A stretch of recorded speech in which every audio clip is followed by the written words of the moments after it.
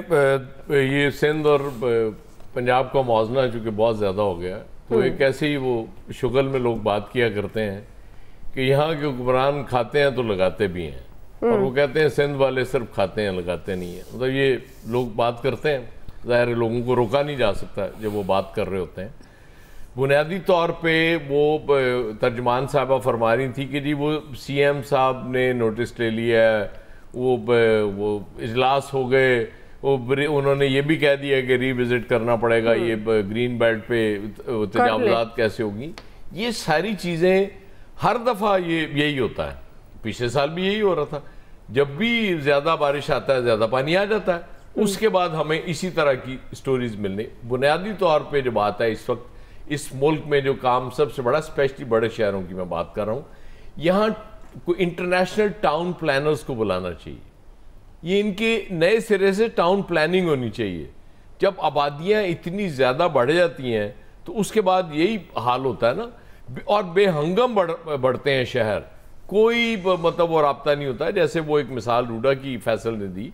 अच्छा, होता ये है कि जब प्लान बनता है ना, वो प्लान बड़ा ज़बरदस्त होता है कि जिसमें ये भी होगा वो भी होगा, उसके बाद जाके ये हम इजाज़त देंगे और उसके बाद हाउसिंग सोसाइटीज़ बन रही होंगी।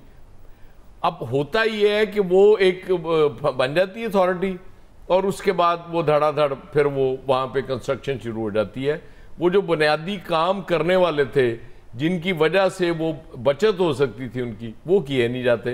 अब वो जब सानेहा हो जाता है कि जी वो भारत जब आबी जारियत कर देता है, आपको नहीं पता था कि आपके साथ क्या कर सकता है इंडिया, वो पानी क्यों नहीं छोड़ेगा, वो अपने तबाह कराएगा अपने मुल्क को, वो आप ही के मुल्क को तबाह करेगा ना। तो उसके लिए आपने प्लान क्यों नहीं किया? एक ईंट भी लगाने की इजाजत कैसे दी उससे पहले आपने, जहां भी लगी, और उसके बाद आप कहते हैं जी वो लीगल ही नहीं है हाउसिंग सोसाइटी। भाई लीगल नहीं है, इलीगल बनी, कौन जिम्मेदार था? ये सोए हुए थे सारे, इन सारे महकमों को फारिग करें ना।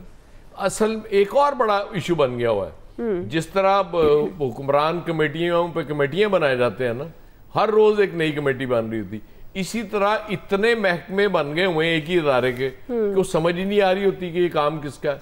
वो एक दूसरे पर डाल देता है, दूसरा तीसरे पर डाल देता है, और सबसे आसान काम वही है जो तर्जमान साहबा ने किया कि वो नेमतुल्लाह साहब कर गए, उसके बाद MKM ने चाइना कटिंग कर ली, और हम तो बेकसूर हैं।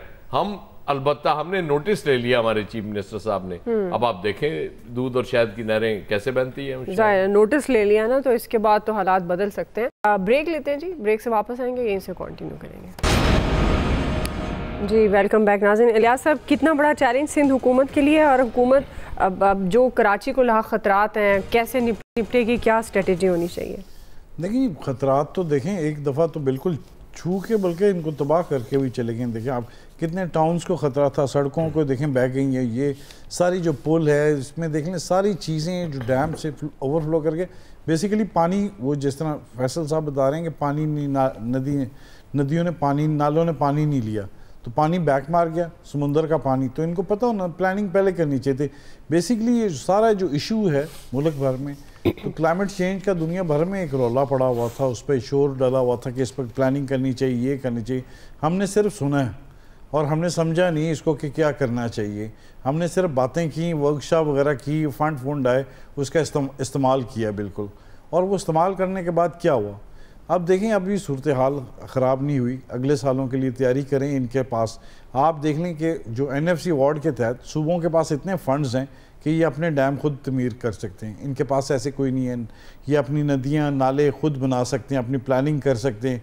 इनके पास डिपार्टमेंट है, इंफ्रास्ट्रक्चर बनाने की ज़रूरत है कि किस तरह बचा जाए, लेकिन इन्होंने उस पर तवज्जो नहीं दी। बजाय कि हाउसिंग सोसाइटीज़ उन दरियाओं के पेट में बना दी जहाँ के पानी का बहाव था, तो बल्कि उसको देखना चाहिए था। अगर उन्होंने बनानी थी तो उस पर प्लानिंग की जा सकती थी। बेसिकली इल प्लानिंग की वजह से उनकी तरफ बंद बांधे जा सकते थे। बंद रावी भी तो इधर पहले गुजरता था, ये किले के पास से गुजरता था, फिर ये बंद बना के इन्होंने साइड पर कर दिए। अगर वो ये हो सकता है तो इसमें दूसरे क्यों नहीं मामलात हो सकते।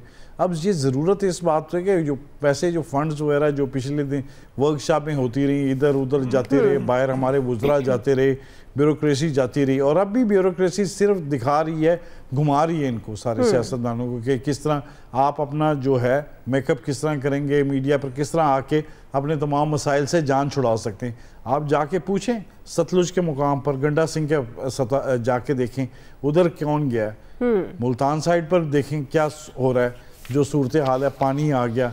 लाहौर में अभी तक जो थीम पार्क है उधर पानी अभी तक नहीं निकला, अभी पानी 3-4 फुट खड़ा हुआ है, पानी 20-20 फुट जब पानी आ गए थे मकान डूब गए थे, अभी तक पानी निकाल रही हैं मशीनें।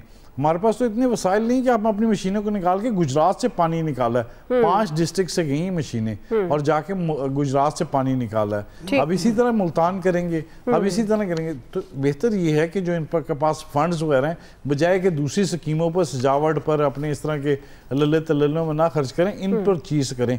अगर ये डैम बनेंगे, इनसे पन बिजली बनेगी और मुल्क की तमाम जरूरियत पूरी। ठीक है जी, आप सबका शुक्रिया। वक्त खत्म हो गया। आज के एक्सपर्ट से इतना ही। ख्याल रखिए। अल्लाह हाफिज़।